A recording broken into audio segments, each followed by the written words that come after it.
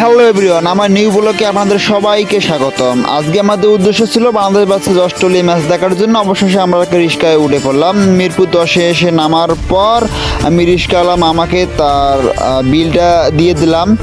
তো অনেক কষ্টে আমরা দুটি টিকিট ম্যানেজ করলাম। তো সেই কাঙ্ক্ষিত স্টেডিয়ামের ভিতরেই প্রবেশ করলাম।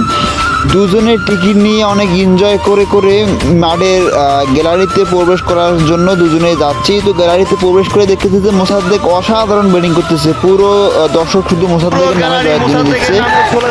মুগ্ধ হয়ে গেছে মোসাদ্দেকের অসাধারণ ব্যাটিং বাংলাদেশে। তো আমিও সিটে বসে একটু এনজয় করতেছি, একটু চিপস খেয়ে নিলাম। তো মানে সুন্দরভাবে খেলা উপভোগ করতেছি।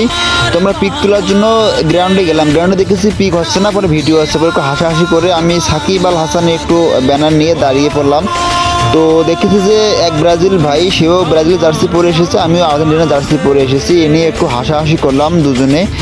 তো আমি মাঠের গ্রাউন্ডে দাঁড়িয়ে অসাধারণ ভিউটা একটু সবাইকে দেখানোর জন্য আমি ফোনটা উঁচু করে ধরে মাঠের যে ব্যাকগ্রাউন্ডটা আছে সে অনেক সুন্দর দেখাচ্ছে, আমি সেই ব্যাকগ্রাউন্ডটা তুলে ধরলাম। তো এই ভাইটা আমাকে বলতেছে, ভাই আপনার ফোনটা একটু আমাকে দেওয়া যাবে, আমি একটু ভিডিও করবো।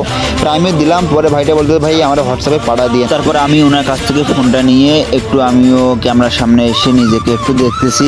তো দেখতেছি মাঠের দর্শকগুলো অসাধারণভাবে খেলা উপভোগ করতেছে। যদিও বাংলাদেশ ম্যাচটা প্রায় জিতেই গেছে, ম্যাচের শেষ প্রান্তে এসে একটা উইকেট পড়ে গেল। আবার বাংলাদেশের দর্শকরা উল্লাসে আবারও মেতে উঠলো।